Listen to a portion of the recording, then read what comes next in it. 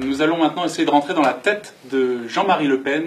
Nous allons essayer de découvrir... C'est pas évident parce qu'il a la tête dure.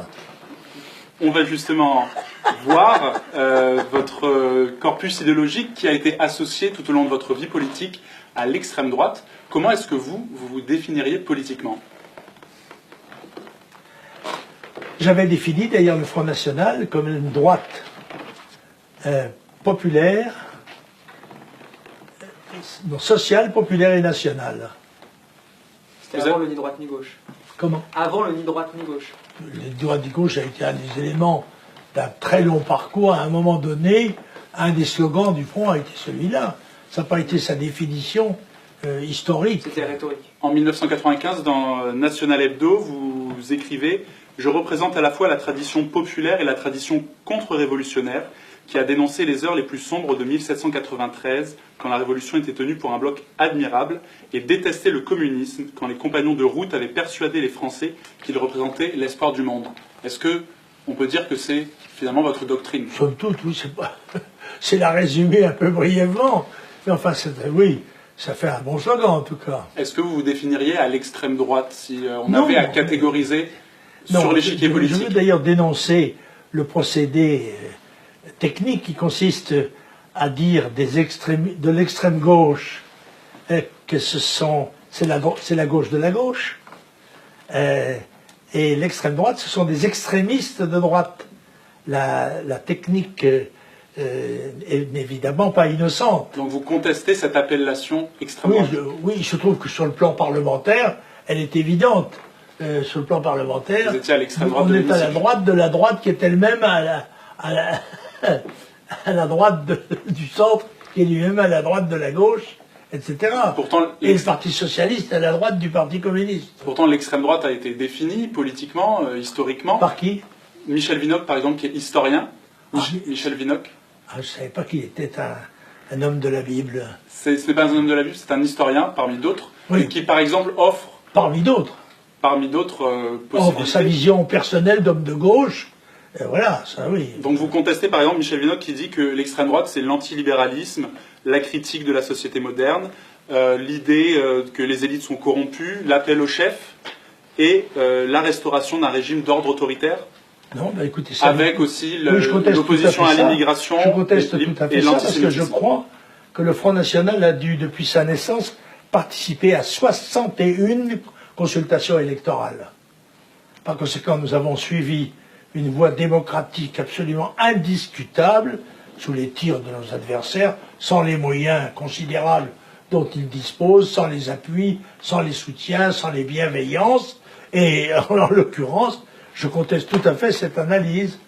Vous répondez souvent ça, ce que vous venez de dire, à savoir que vous êtes présenté à toutes les élections lorsqu'on vous demande si vous êtes démocrate, mais c'est une définition un peu procédurale de la démocratie que vous venez de donner, à savoir il suffit de se présenter aux élections. Je vous dirai si je crois y correspondre. Ma question c'est justement, est-ce qu'au-delà de cette vision formelle de la démocratie quelle est votre définition? Ma question c'est, est-ce que vous pensez que la démocratie a une définition substantielle, qu'elle correspond à des valeurs, par exemple, au-delà juste du fait de se présenter aux élections? Est-ce que pour vous, la démocratie, c'est la liberté, l'égalité? Qui les exprime? Qui les représente, ces valeurs? Un certain nombre de personnes autoproclamées démocrates qui disent c'est nous qui sommes les parangons de la vertu démocratique.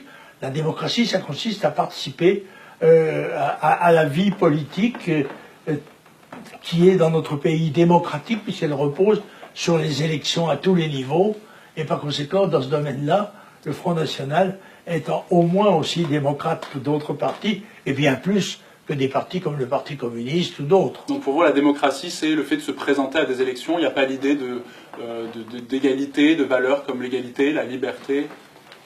Pourquoi ce sont des... Il n'y a pas de contenu, je veux dire? Non, mais pourquoi la liberté, l'égalité, ce sont des valeurs exclusives d'un certain camp? Pas du tout, mais ce sont les valeurs, en tout cas, de la démocratie française. Ce sont les valeurs, c'est le slogan de la République, j'y adhère, liberté, égalité, fraternité, tout dépend de ce qu'on met concrètement à l'intérieur. Mais je pense n'être jamais tombé, en tous les cas, sous le coup d'accusations me mettant hors le champ de l'exercice de la démocratie. Les accusations, elles, sont là. On vous a souvent accusé d'être de vouloir faire tomber la démocratie. C'est ce qui se disait pendant l'entre-deux tours. Mais Et vous qui le dit contestez ça? en tout cas. Ce sont les adversaires politiques. Qui dit ça? Oui, ça fait partie de la bataille politique. Les gens se lancent à la tête des uns les autres des accusations diverses. Encore faut-il les étayer par des preuves, par des faits.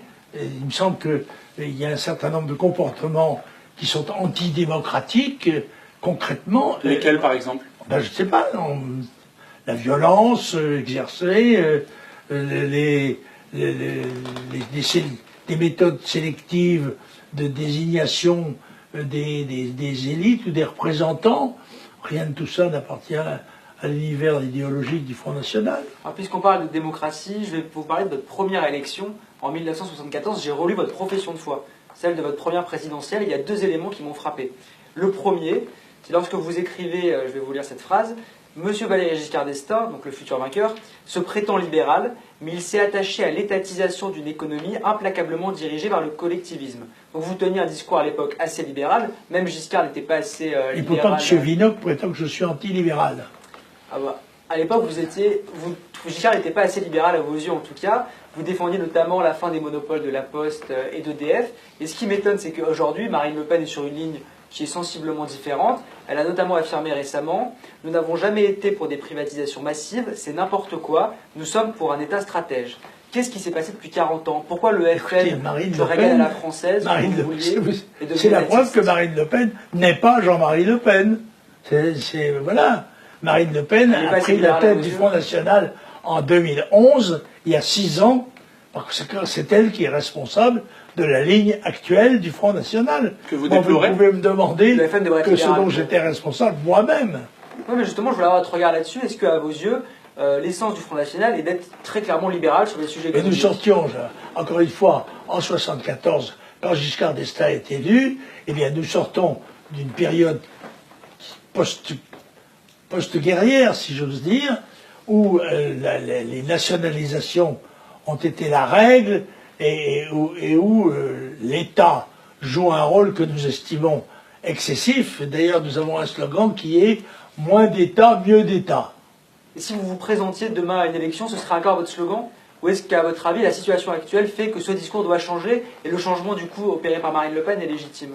Non, écoutez, bien sûr que mon discours n'est pas le même en 2017 et en 1974. Il est intervenu un certain nombre d'événements capitaux depuis cette période. La disparition du communisme soviétique en URSS, par exemple, ce qui n'est pas un des phénomènes moindres. Il y a aussi l'évolution technologique et surtout la révolution démographique du XXe siècle qui a porté la population mondiale de 2 à 7 milliards d'habitants, avec les conséquences que nous sommes en train de vivre actuellement, c'est-à-dire la déstabilisation des populations, les débordements démographiques qui s'ensuivent, les torrents migratoires, etc. Tous ces phénomènes-là sont beaucoup plus importants que les phénomènes idéologiques ou économiques dont nous parlions en 1974. Alors, il y a un deuxième point où vous avez aussi évolué, c'est sur l'Europe. Aujourd'hui, le FN est foncièrement eurosceptique. Marine Le Pen dénonce l'État totalitaire européen. Et là, pour le coup, vous la rejoignez sur ce point-là. Mais j'ai été surpris de découvrir qu'il n'en a pas toujours été ainsi. En 1974, toujours dans cette fameuse profession de foi, vous expliquez que l'indépendance de notre pays est liée à celle de l'Europe. Et vous rejoignez là, en fait, Tixier-Vignancourt, dont vous avez été le directeur de campagne en 1965. Non, j'ai été le créateur de la campagne, je n'ai pas été le directeur de campagne. Bon, en tout cas, vous étiez très proche de Tixier-Vignancourt, et il explique après l'indépendance de l'Algérie, la nation française est morte en même temps que l'Algérie française, il faut faire la nation européenne pour créer la province France. Après, dans les années 80, avant le traité de Maastricht, vous avez affirmé que nous avions besoin d'une monnaie unique, d'une force armée européenne, et donc quand je vous lis, j'ai envie de vous poser une question. Pourquoi ce revirement sur la question européenne? Est-ce que vous ne seriez pas un fédéraliste, au fond, qui s'y Mais nous ne sommes pas là dans le monde religieux, avec des dogmes et qui exigent la foi. Nous sommes dans le domaine politique où on apporte des réponses aux problèmes qui se posent, tels qu'ils sont perçus d'ailleurs par l'opinion et tels qu'ils se révèlent. Il n'y avait pas de phénomène d'immigration massive il y a 40 ans. Et cependant, déjà tout de même, nous avions une prévention à l'égard de cette politique. Mais je vous rappelle que, du point de vue européen, j'ai voté contre le traité de Rome en 1957. Pourquoi ai-je voté contre le traité de Rome? Parce que j'avais lu Monnet et Koudenov-Kalergi, qui tous les deux annonçaient que cette première démarche était la première marche d'une échelle qui allait nous conduire aux États-Unis d'Europe, et j'étais adversaire des États-Unis d'Europe. Et puis, au fur et à mesure, vous prenez un article ou une campagne électorale, ça ne fait pas la doctrine d'un mouvement. Vous voyez, le Front National établit sa doctrine dans des congrès et l'a matérialisée dans des livres. Il y en a un qui s'appelle les 600 mesures, il y en a un autre, ou les 300 mesures, pardon, et un autre qui s'appelle le programme de gouvernement du Front National. Vous trouverez là les motions qui ont été votées par les congrès et qui sont la doctrine du Front National. Donc, si vous isolez un élément de discours sur 60 ans, un élément de discours en disant « ben oui, mais vous ne dites pas la même chose qu'il y a 30 ans », c'est très possible, oui. C'est possible, c'est intéressant de savoir pourquoi, des fois, il y a des... Avant Maastricht, il y a plusieurs élections, et on voit la logique, c'est aussi par rapport à l'opposition au communisme, mais vous êtes clairement pour une intégration politique, militaire, on a l'impression que le basculement, c'est au niveau de Maastricht. Mais en tout cas, pour conclure, quand Tixier-Vignancot parle de nation européenne, vous êtes clairement opposé, non, mais à l'époque aussi. Je ne suis pas Tixier-Vignancot. Tixier-Vignancot est candidat à la présidence de la République, et il a son propre discours. Je ne l'assume pas. Ce n'est pas parce que je dirige la campagne que, pour autant, j'adhère à tout ce qu'il dit. C'est lui qui est candidat, c'est pas moi. Aujourd'hui, ce que vous dénoncez, c'est la présence trop forte, selon vous, des gaullistes. Et vous parlez, vous faites référence souvent à Florent Philippot, qui lui se revendique clairement du général de Gaulle. Marine Le Pen fait aussi souvent référence, récemment, dans son discours de Fréjus, par exemple, à la France libre. On sait peu, c'est que de votre temps, il y avait aussi des gaullistes au Front National, et le petit-fils du général de Gaulle a été élu député européen dans les années 80 sous l'étiquette Front National.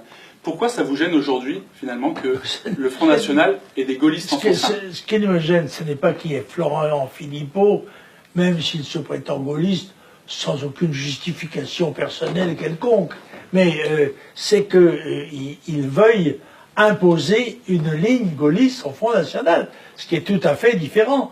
Qu'il y ait des gens d'opinions différentes, d'origines différentes, de races, de religions différentes au Front National, c'est normal.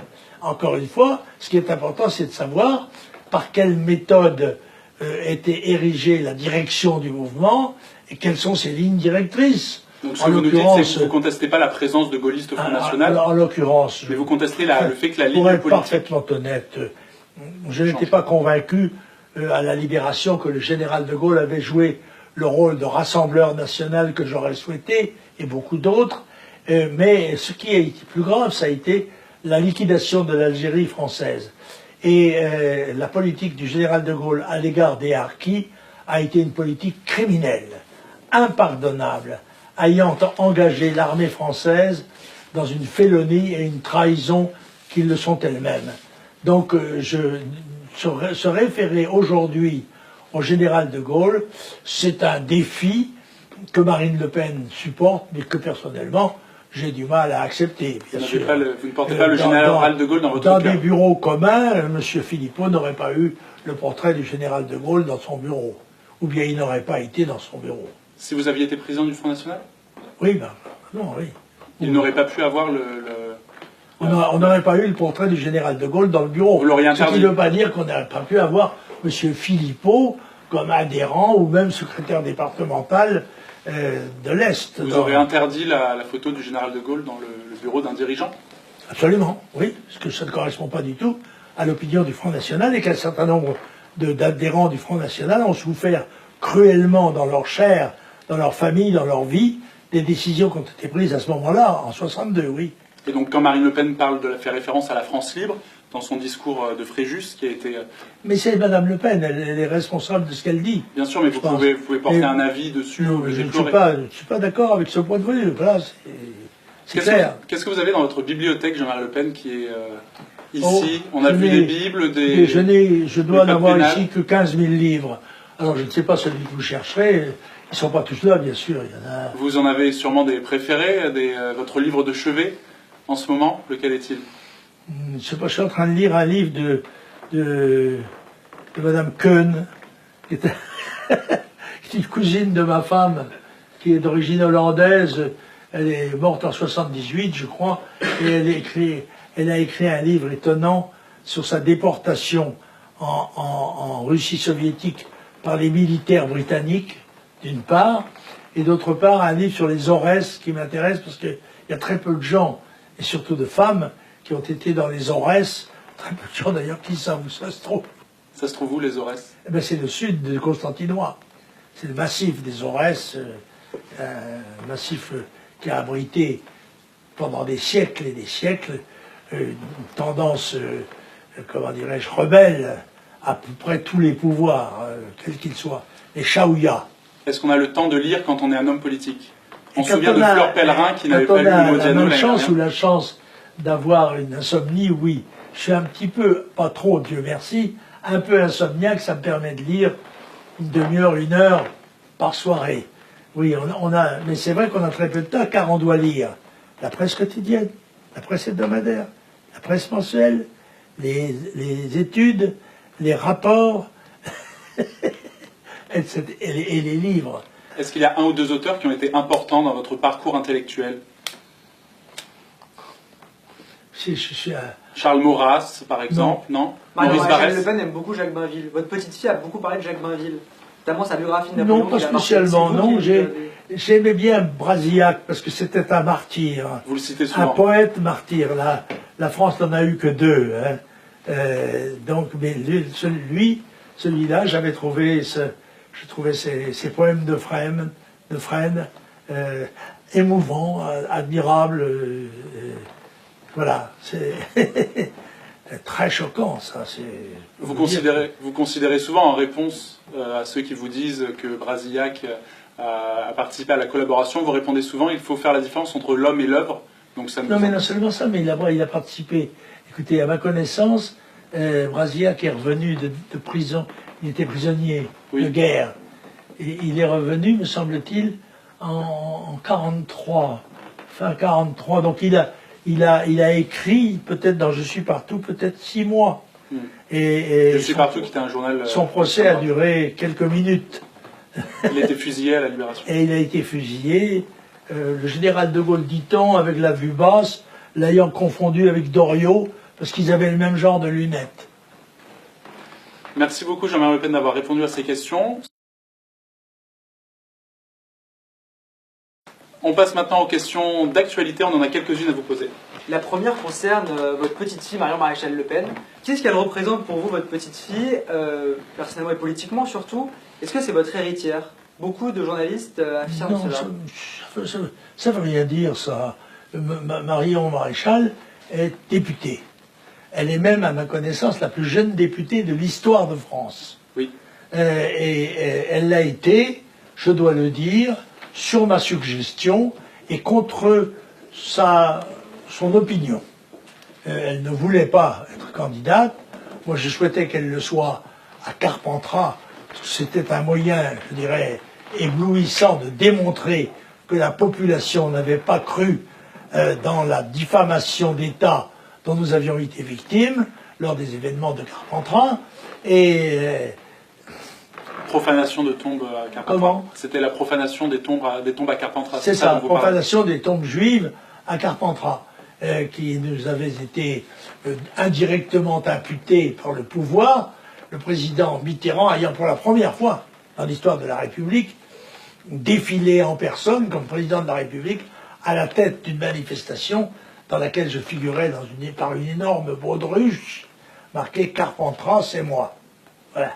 Et donc, je souhaitais qu'il soit apporté un démenti qui était latent dans la population, mais je souhaitais qu'il soit politiquement exprimé. Et je pensais que l'opportunité d'une élection partielle permettait à Marion Le Pen d'être candidate, et j'ai insisté pour qu'elle le soit. Ça n'en fait pas votre héritière pour autant, c'est ça que vous dites? Non, mais c'est... Idéologiquement. Elle a sa propre personnalité. Elle a été élue Front National comme Marine Le Pen, ce qui veut dire quand même que ce sont des gens qui vont partager très largement la politique dont j'étais le porteur et le représentant. Pour revenir sur Marion Maréchal Le Pen, est-ce que d'après vous, elle a un grand avenir politique en France? Mon Dieu. Vous pouvez faire des conjectures. Vous avez 60 ans de carrière politique derrière vous, donc vous êtes à même d'émettre des pronostics. C'est une personne qui a des qualités exceptionnelles. Elle est à un âge où on peut se permettre toutes les ambitions. Mais je ne suis pas à sa place, je ne peux pas répondre, je ne sais pas. Je pense que notre société et notre pays, notre continent lui-même sont très menacés physiquement par la déferlante migratoire, que les perspectives soulevées même par Houellebecq en restant dans un cadre juridique pacifique peuvent nous mettre demain sous le gouvernement de la charia. Hein, Vous faites référence à son livre Soumission. C'est ça. Oui. Il parle de l'avènement d'une république islamique en France. Voilà, tout à fait. Donc pour vous, c'est une... Ben oui, c'est pas une hypothèse absurde. Le jour où où les électeurs musulmans sont plus nombreux que les autres, et surtout le jour où ils vont voter, c'est le problème. Et En 1988, déjà, vous aviez dit « Dans 20 ans, la France sera une république islamique ». oui, j'avais dit ça. C'est toujours un peu plus long qu'on croit. C'est vrai, c'était la menace, et elle le reste pour l'instant. Est-ce que vous regardez en ce moment les débats de la primaire? Puisque la primaire du centre et de la droite retient l'attention en ce moment, est-ce que vous regardez les débats? Alors justement, j'ai regardé le débat, et il a eu du mal à retenir mon attention. Justement. Il vous a ennuyé. Je me suis endormi, je crois, à un moment donné. Voilà, le moins qu'on puisse dire, c'est que ça n'est pas très excitant, quoi, voilà. Alors je condamne en plus, je dois dire, aussi bien à gauche qu'à droite, la méthode des primaires, que je considère comme anticonstitutionnelle. Pourquoi anticonstitutionnelle? Eh bien, parce qu'elle a introduit un échelon supplémentaire dans la désignation des responsables politiques, et ça me paraît en effet contraire à la Constitution. Il me paraît qu'il y a il est prévu une élection de président de la République, se présente aux élections présidentielles, il est face au peuple français et il leur sollicite leur suffrage. Là, il y aurait un échelon de filtrage, d'ailleurs exclusivement réservé aux partis, quand même. C'est ouvert, les primaires sont ouvertes justement. Et le PS a par exemple rassemblé 2 millions de personnes. Est-ce que c'est pas plus démocratique au fond d'avoir 2 millions, si ce n'est 3 ou 4 pour les primaires de la droite qui viennent voter, qu'une sélection au sein d'un parti? C'est pas une sélection, c'est que n'importe qui peut être candidat. Sous réserve des 500 Ça peut être demain ce que j'appelle l'homme à cheval. Hein, imaginons un attentat faisant 15 000 morts. Eh bien, le général Duplantier, qui s'est aperçu que justement la patrie était en danger le jour de sa retraite, dit « Je suis l'homme qu'il vous faut pour tenir les rênes de ce pays et répondre à l'angoisse qui est la sienne pour assurer l'ordre, la sécurité, dans le cadre de la patrie, etc. » Voilà. C'est très boulangiste. Ce genre de candidat, oui. Une dernière question sur l'actualité. Les élections présidentielles ont lieu dans moins d'un an. Comment vous voyez les choses? Avec philosophie. Et sur l'issue de cette élection? Je n'en sais rien. La glorieuse incertitude de la politique. Vous qui aviez deviné que vous seriez au second tour en 2002... Ah, mais j'étais candidat. La fibre était plus substantiellement chatouillée, si j'ose dire. Vous serez candidat l'année prochaine à la présidentielle? Non, pas du tout. Non.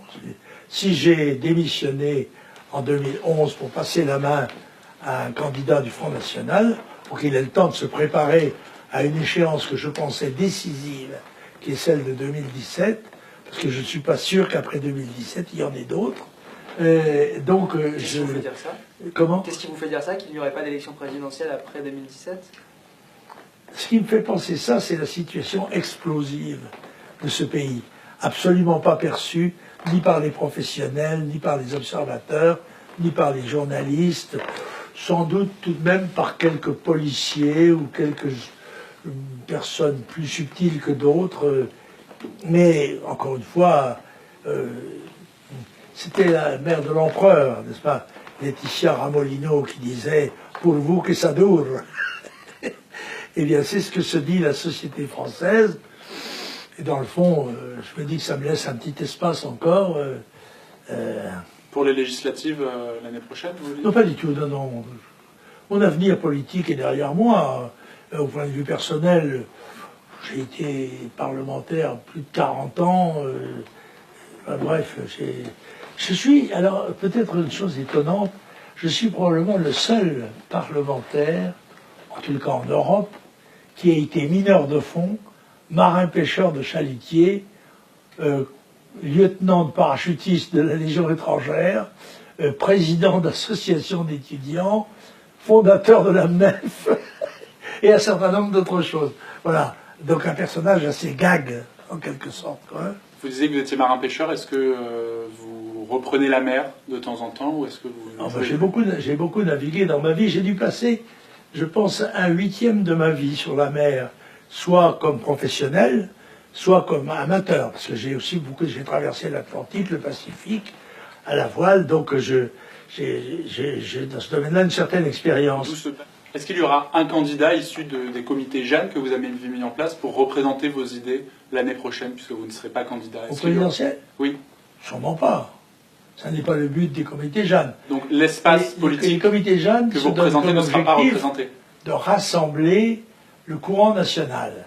Et à ce titre, pour informer le public, de donner un label à ceux des candidats législatifs qui le réclameront, le souhaiteront, et qui correspondront à un certain nombre de critères dont la liste n'est pas encore établie formellement, mais qui va l'être dans quelques semaines au maximum. Merci beaucoup Jean-Marie Le Pen d'avoir répondu à nos questions. Alléluia. Merci de nous avoir suivis et à très bientôt pour un nouveau rendez-vous politique.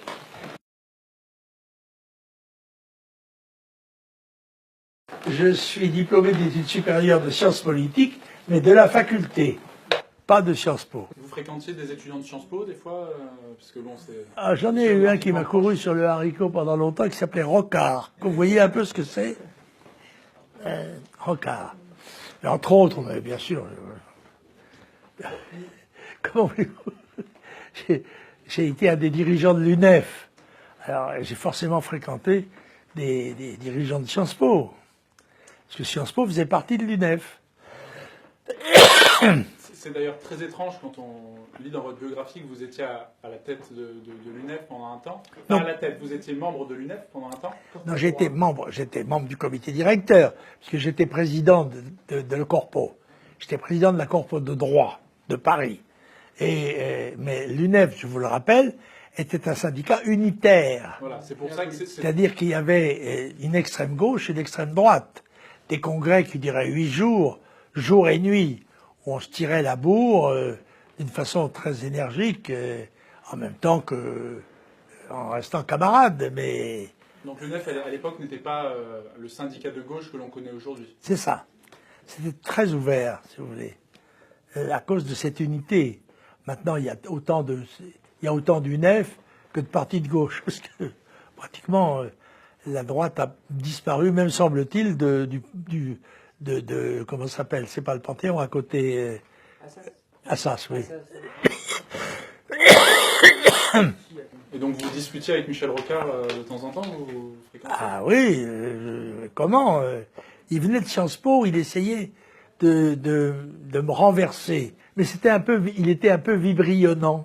C'est-à-dire comme son nom l'indique, je sais pas, do you speak French? Un vibrion, c'est quelqu'un qui est un peu agité. Comme vous étiez agité? Non, pas du tout. Je n'ai jamais été agité, moi. J'étais décrit à tort comme un frappeur, mais pas comme un agité. À tort, vous n'avez jamais fait de bagarre contre les communistes à l'époque? Oui, je fais des bagarres, bien sûr, et comment? Évidemment. De mon temps, c'était banal, même dans les bals en Bretagne, on s'astiquait comme ça. Viens, je vais t'essayer. Hein, on s'essayait. Des petits mâles, des petits taurillons, ils se jouent de la corne un peu. Non, c'est fini tout ça, c'est un monde pacifique.